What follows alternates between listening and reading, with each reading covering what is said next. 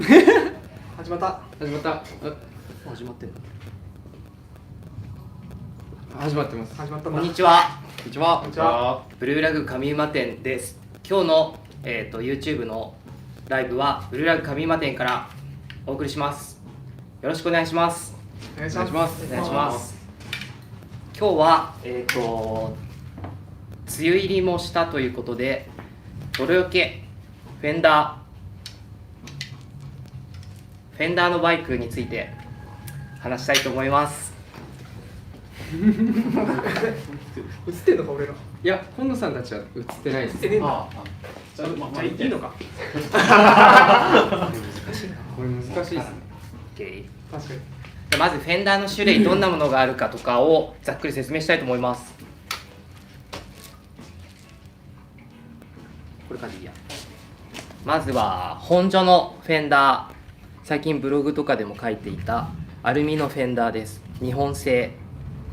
これは一種が今度自分のバイクに使う予定で、この前買ってたやつ。まだ穴開けとかはしてないです。何つけんの？これはサーリーのペーサーです。あ、ペーサーね。ペーサー用ね。サーリーのペーサー用に買ったそうです。で、僕も、今日天気あいにくで、本所のフェンダーがついたバイクに乗って通勤してきたので、僕のバイクを交えてちょっとお話しします。こんな感じ？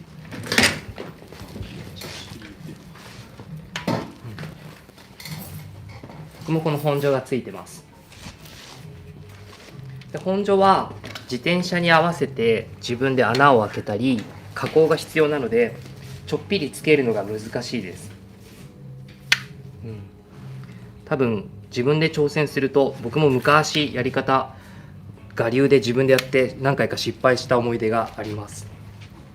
ちなみにお隣のコンノボイのチャリも本所のフェンダーがついてます。ライナーって言ってここにまっすぐラインが入ったやつ。谷さんのと似た感じ？似てる形で幅が違うかな。詳細は後ほど。で、他の種類のフェンダーを紹介します。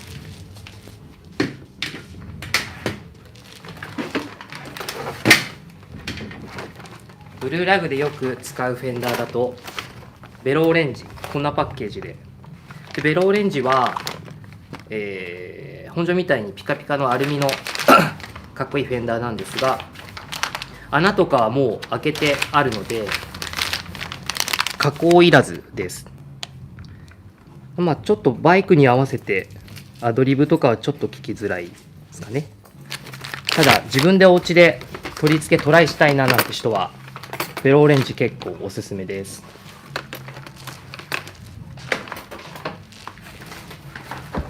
あとよく使うのが SKS。 これはプラスチックですね。プラスチック。アルミのフェンダーに比べるとちょっとイージーな感じで、良くも悪くもちょっとカジュアルな感じのバイクになります。谷さんのやつがシルバー SKS の。で、僕の別のバイクで使ってます。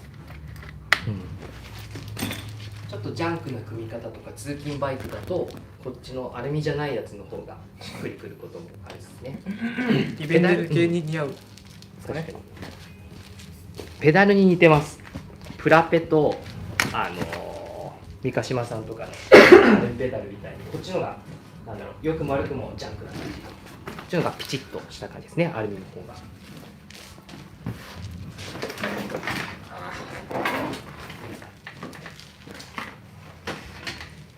で、実は取り付けるバイクの一番幅が広くて本数的に一番使ってるやつはこういう簡易フェンダー。これはフェンダーがつかないバイクとかにもワンタッチでつけれるので、取り付けた数とかでいうとこれが一番なのかもですね。ピストとかロードバイクとかフェンダーが取り付けにくいバイクで活躍するやつですね。上ちゃんのバイク、スタッフウェンツのバイクについてるので、うわそれず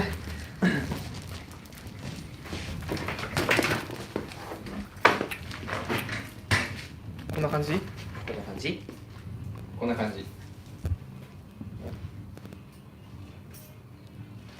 ちなみにこれは見えるか、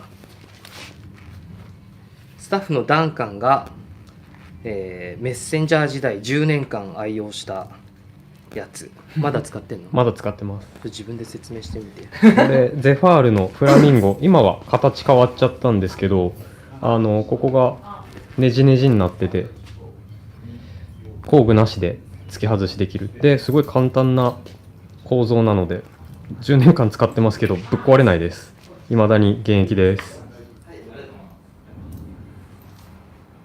はいって感じってな感じです。種類は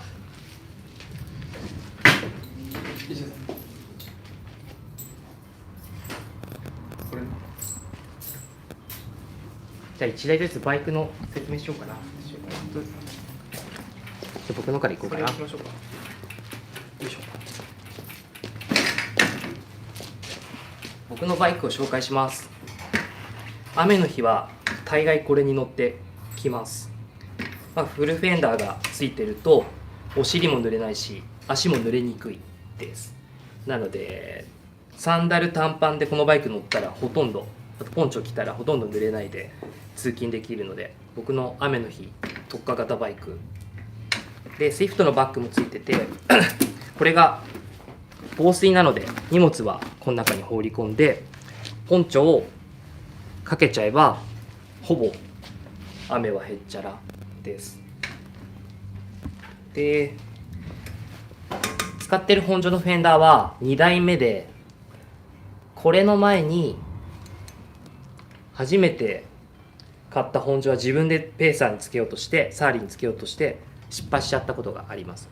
自分で、老舗の自転車屋さんで買ってつけて失敗しちゃって、でこのフェンダーは僕がつけたものじゃなくて、このバイクを作ってるフレームビルダーさん、ハンドメイドフレームビルダーさんがもう穴開け加工してつけた状態でバイクを譲りたいって話があって、それを買ったので、付け方の勉強というか真似するためにフェンダーごと買い取りました。フェンダーがついてる状態で買いました。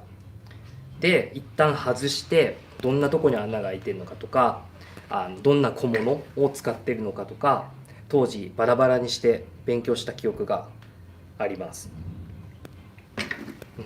僕はピカピカに磨いて綺麗に乗るのは好きじゃないので、あんま磨いたりしないし、ここもペコってエクボになったりとかこんなのも気にしないし、こっちの方がかっこいいとか思っちゃう派ですって感じです。じゃあ質問がはいもう一つ。何でもありがとうございます。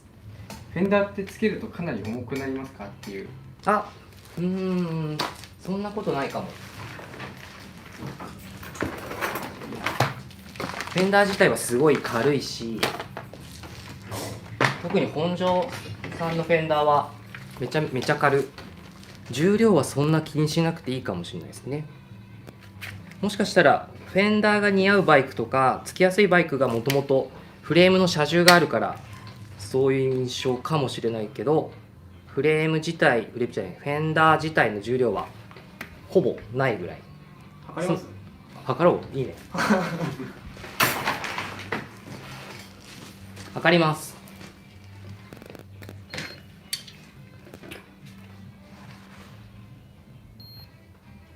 200グラム。合ってる？合ってます。200グラムぐらい。単体でプラス小物ですね。プラス小物。なのでほとんど重さは気にしないで大丈夫だと思います。そんな感じ？あ、すごい。ちょっと待ってくださいね。すごい質問がいっぱい。嘘。ありがとうございます。質問。ありがとうございます。メリットデメリット両方知りたいですっていうコメントと質問と、あとフェンダーをつけることでラックがつけづらくなったりしますかっていう、これ多分似たような。デメリットってなんだろう？デメリットクリアランスが近すぎるとあー段差とかでシュンシュン当たっちゃうとかじゃないですか。なるほどね。あとは輪行とかじゃない？ああ、確かに。あとそのフレームに入る最大サイズのタイヤはつけられないですよね。確かに。そうだね。フェンダーに合うタイヤしかはまらなくなってくるって感じですかね。なので輪行する人は自分で外さなきゃいけないので、そこも練習しなきゃいけないので不便かもしれないですね。昔名古屋にこのバイクで臨港で遊びに行った時に、ベテランのランドナー乗りにちょっと憧れて駅で前後の本序外すっていうのをやってみたんですけど、まあ外でやると大変で、臨港の時はフェンダーついてない方がいいなって思いました。僕はまあ駅でこれつけたり外しちゃったりするかっこよさもあるので、それできちゃう人はぜひやってたら超かっこいいけど、臨港前に僕だったら外してっちゃうから、臨港の人はよくする人はあんまりフルフェンダーは向いてないかもしれない。駅でネジ1個なくしたら結構積みます。積むM5 のボルトをドサッとジップロックに入れて持ってった気がする。落とした時用のために。あとタイヤクリアランスか。そうですね、結構タイヤクリアランスの質問が来てるんですけど、タイヤサイズどのくらいまで取り付け可能でしょうかっていうのが来てて、その方はサーリーのクロスチェックで700の 35C に乗ってるっていう方と、クリアランス広めのロードバイクに本庄フェンダーをつけたいのですが可能ですかっていうご質問が来てて、なるほど。結構難しい質問ですね、この辺は。つけられるフェンダーの幅とその幅によって決まるタイヤの太さっていうのはそれぞれフレームによって違って、で僕も昔そうでしたし、人によって付け方選び方のがそれぞれだから正解多分ないし、これが正しいってわけじゃないんですけど、最初に付けたいタイヤを決めちゃうと結構積みがち、困りがちなので、今履いてるタイヤに合うサイズのフェンダー選んだらフレームに当たっちゃうとか、このタイヤの太さが履きたいフェンダーを探すとかだと結構積んじゃうので、おすすめはまずは自分のフレームにパンパンに広いフェンダーを入れる。でそのフェンダーに対して一番ちょうどいいサイズのタイヤの幅を決める。まずフェンダーの幅、最後にタイヤのサイズっていう風に順番で決めると、不便がなかったり、見た目がかっこいいバイクになります。ただそのやり方すると本当はもっと細いの履きたいなとかなると、ちょっと見た目がアンバランスになっちゃうけど、かっこよくつけたいなっていう人は先にフェンダー、その後にタイヤっていう順番で決めるとかっこよくなると思いますって感じ。そうですね。ね。わかりました。あとは結構ボコボコいっぱいいただいてるんですけど、あとはそうですね、フェンダーがつくつかないっていうのは自転車のどこで見分けられますかっていうですね。それはすごいですね。まず前提としてフェンダーダボ穴ですね。だいたいフレームのつま先と、シートステイのブリッジのところと、あと BB のすぐ後ろ、リアはこの3箇所で止めるので、この穴がないフレームに無理やり小物を使ってつけたりとか例外もあるけど、基本この3箇所に、穴がないとつかないです。で前も同様に爪先ですねにフェンダーの受けのダボがないとダメですね。で上は、フェンダー用の穴が開いてることもあれば、ブレーキの穴を利用してつけることもあるので、こっちはちょっとその自転車によりけりかもしれないですね。谷さんの案とは、フォークのクラウンに直。ちょっとこれは不思議なやつで、こういう向きに穴が開いてなくて下からズドンで止めるフェンダー専用の穴がついてるやつですね。ちなみにポンちゃんのはポンちゃんのランブラーは僕のここにラック用のダボ穴があって、そこから通して下は爪先、谷さんと一緒ですね。で後ろも同じ感じで、こことここに直接つけられるような穴がついてるって感じですね。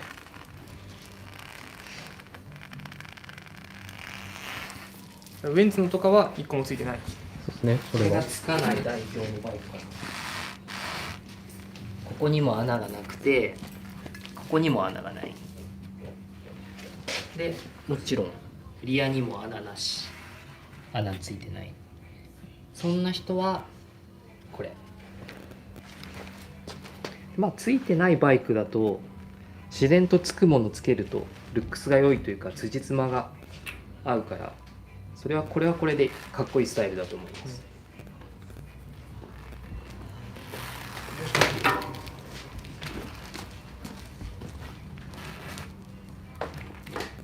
で一種のクラストフォークがついたバイクのフェンダーの付け方がかっこいいので、これを彼に説明してもらおうかな。これも質問も来てます。クラフトフォーク用のフェンダーセットが欲しいっていう質問もいただいてるので、あいいね。あったらいいですよね。これってフロントが20インチでちっちゃくなっちゃうからこのね前後揃わないじゃん、サイズが。どうやってんのこれ。これはもともとカーゴフォークはめる前はもちろん標準の26インチ26インチっていう状態で、前後のなんだろうな、この SKS のフェンダーセットを使ってて、でクラストフォークを新しく入れるってなった時に、その前用の26インチのフェンダーをもう切っちゃって、前の方を無理くり20インチ用にこううまいこと曲げて、ちょっと一工夫してつけてる感じですね。どっから切ってこのネジで固定してるこの先から切ってますかね。じゃあもう前はない状態。そうですね、多分半分ぐらい切ってるんじゃないですかね。この固定部分も本所用の金具を使ってるんで、もともとついてる位置じゃない、もっと後ろの位置についてるんですよ。そう、結構ジャンクな感じですね。一応ここにネジ穴がある。あ、そうですね、ちょっと分かりづらいですけど、ここで固定してる感じですね。そう、これあんまり調子よくなくって結局このなんだろうな、こっから後ろしか泥跳ね防げないんで、雨降って乗るとなんですかね、こう水がこっちから抜けてくんですよ。荷物乗せてたらびしょびしょそうなんですよ。ここのバッグびしょ濡れじゃん。バッグびしょ濡れなんですよ。バッグびしょ濡れですし、このミルククレート外し走るとこう結構スピード出てると顔にくんだ。顔に来るんですよ。そう、こう水がバーって前に来るんですけど、スピード出てるんで顔にかかりながら走るみたいな。いいんだか悪いんだか分かんねえな。分かんないですよ。なんかだからそう。蓋した方がいいやこう。いや、そうなんですよね。今だから考え中です。どうするか。なんかいい案ないですかね。蓋するしかない。まあバッグ置いときゃいいんですけどね。バッグ。水よけ用に。そうだね。まああんま良くないですよね。うん。なんかいい案があったら募集中です。顔ぐらい濡れたっていいじゃん。まあこれ別にいいんですけど。切ったこの先はないの？切ったその先は捨てちゃったんですよね。捨てちゃったんだ。いらないと思って。切ったやつをさ、その先っちょのつま先側をここに裏に貼ってタイラップで留める。ああ。だね。まあもう捨てちゃった今となってはそうだよね。ちょっとなんで、そうですね。またもう一工夫必要だなとは思うんですけど、まあひとまずこれで乗ってはいます。調子悪いですけど。って感じ？すごく興味深い質問をいただいてます。はい、質問ありがとうございます。ありがとうございます。ありがとうございます。フラットタイプとタートルタイプを比べると、運転走行をした際の水はけ具合など違いはありますでしょうかっていう質問がああ、来てて、フェンダーの形によって水はけが変わったりとかするんですかね。どうだろう。水はけ具合を比べたことがないからわかんないな。僕、はい、これはダンカンのバイクですか？そうです。ちょっと説明しながらそれに。これ、そうですね、オールシティのゴリラモンスーン。今、僕、タイヤ太いの入れたいので、フラットの、いくつだっけ65です。 65入れてます。で、タイヤはダイナミコの 47.99。ローズタイヤですね。このタイヤ。本当に調子いい。このタイヤ調子いいです。結構オンロードでも転がってくれるので。で、まあ、この丸くない平たいカクカクした形なので、まあ太いタイヤまで、まあ、クリアランスがより取られてるので、結構太いタイヤも入ってしまうっていうフェンダーで、まあどうしてもそのさっきの水はけ具合、横が空いてるので後ろはそんな気にならないんですけど、フロントのここサイドからちょっと水しぶきが水たまり通ったりするとビシャッとくる感じはあります。以前クロスチェックに普通のスムースタイプ、まあタイヤの横まで覆ってくれるやつ使ってた時はそんな気にならなかったんですけど、これにしたらまあ水たまりじゃなければ全然大丈夫です。ちょっとそんな違いはあるかもしれないですね。とはいえこの太さのタイヤが入るフェンダーはなかなかないので、まあ、見た目も含めて気に入ってます。フラットだとあれかな、このタイヤのサイドのノブのクリアランス稼げるみたいなのあるのかな。そうですね。同じ幅でもこうお椀型だと多分タイヤのここ気にしなきゃいけないし、泥詰まりとかもこっちの方が多分回避できるんだと思います。一応まだ余裕あって、2.1 ぐらいまでは入りそう。入りそうです。じゃあ続いて、はい。広めのフェンダーに細いタイヤだとちょっとかっこ悪いですかっていうご質問が、タイヤの選択肢が多い方がいいのかなと思って広めのフェンダーにしようかなと思っているのですが。なるほど。フェンダーは僕らも取り扱うようになって経験値がまだ浅いのであんま生意気なことは言えないですが、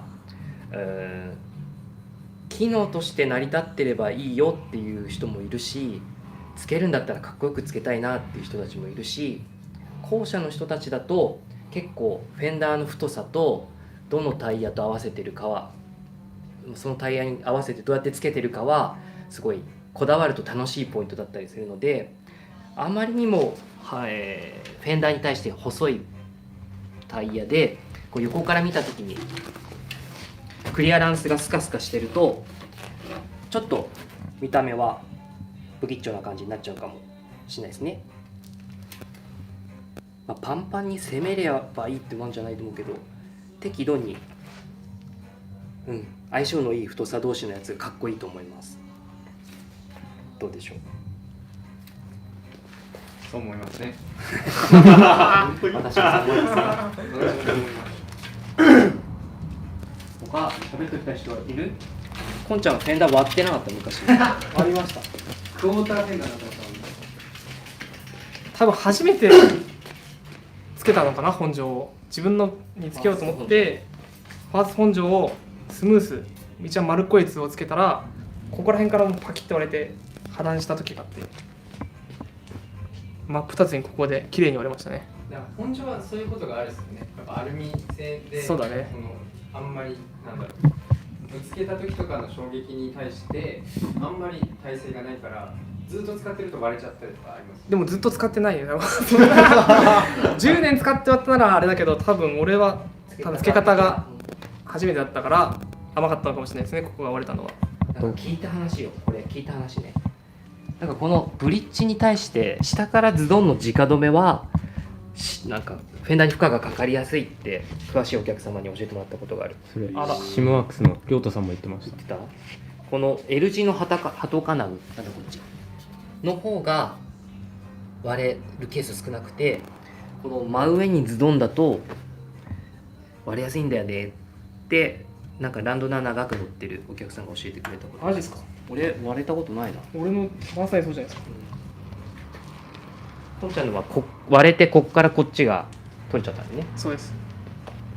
しばらくここだけのフェンダーを使ってましたね。それはそれでモダン。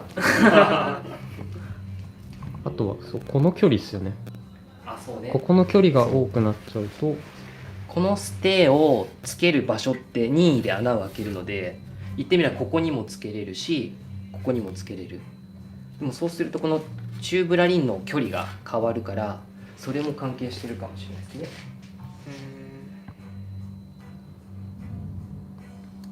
気をつけましょう。なるほどですね。つけた時に応力が残っていると割れやすいらしいですよっていうのを教えてくれました。ブルブル震えちゃう。むにゅっとこう負荷がかかったままでやってると割れちゃうかも。半分サイズのフェンダーもあるんですか、それともカットしてるんですかっていうご質問が。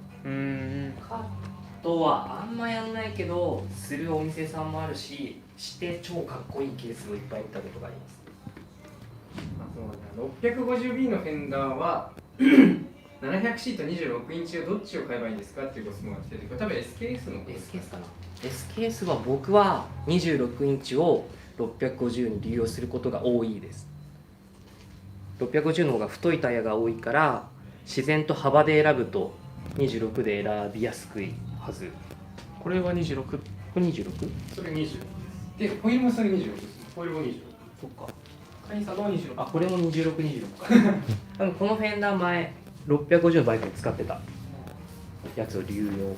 あと本庄製だときちんと 700C650B とかってきちんと出てますよね。うん。本庄は本庄じゃないエスキースは 650B 用がないですもんね。ない。まあこっちフラフェンダーの方が柔らかくて融通が効くからある程度、タイヤに合わせてムニュッといけちゃうかもですね。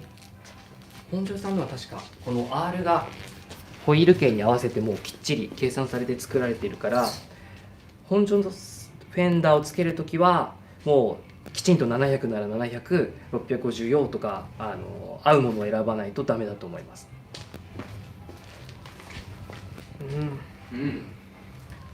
緊張するな。あ、だがやみんな大したもんだ。すごいですね。面白いコメントがたくさんありがとうございます。ありがとうございます。ありがとうございます。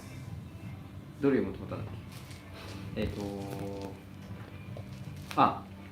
マットフラップあった方がいいですかっていう。シアトルの人はみんなつけてたねめっちゃつけてますね。のセーフトインダストリーズのシアトルのみんなはほぼ全員つけてました。マットフラップ。ここにぶら下げるビラビラのことで、俺つけリベンデルの。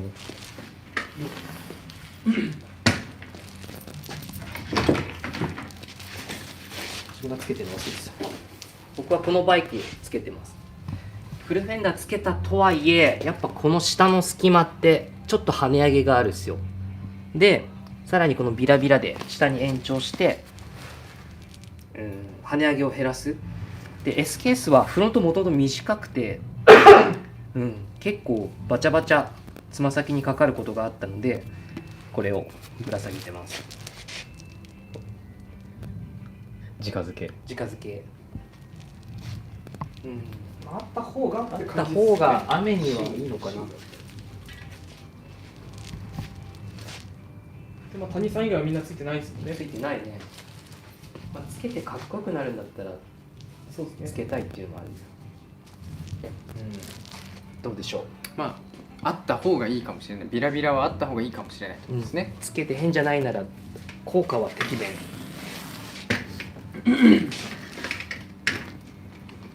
あとはフェンダーのペイントとかってあんまり見ないですけど、やったらかっこよさそうですねってご質問コメントが来てて、今日のお昼にブログを書いたから見てください。そうですね。結構塗ってるケースも多いですよね。多い。あと最近ちょっと減ったけど、そうですね。海外のかっこいいバイクって結構塗ってたりします。カスタムペイントしたやつとかはね、たまにそうだね、商売フェンとかでダーとかの一緒に塗って、それは塗ってない、塗っただっけそれ。それ売ってるじゃないですか。塗ってるやつだね。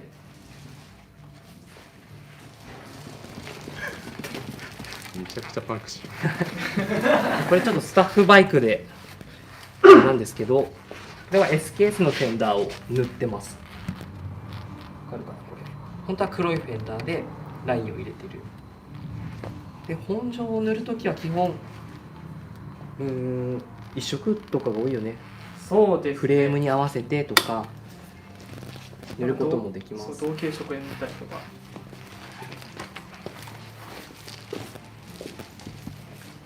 上今の展示車で黒いフェンダーをマットブラックに塗るっていうド渋なペイントしたことあります？あるね。店頭にディスクロックそうだ。あれ黒でしたっけあれ？もともと黒をもともとシルバー。シルバー。でも黒もあるのに黒あるのにわざわざマットブラックブラックに塗るっていうのがありましたね。あれは考えすぎた。あれはやりすぎた。あれベロオレンジのフェンダーでしたね、確か。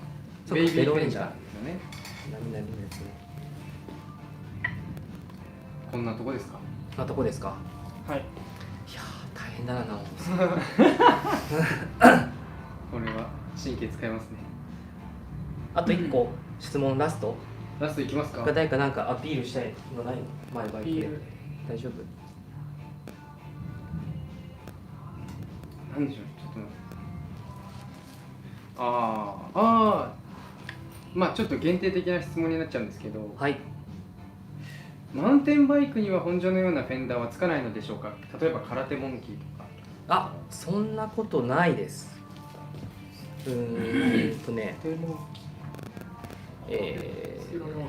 空手つけられる。空手はいけるはずで、最近モダンな太いタイヤのバイクとか、クラストとか空手モンキーとか大きな径に合わせてっていうのを本庶さんとシマクスさんが一緒にやってるやつで、いろいろラインナップが増えてるので、もちろん空手につく目いっぱいの太いオフロードタイヤとかは難しいかもしれないけど、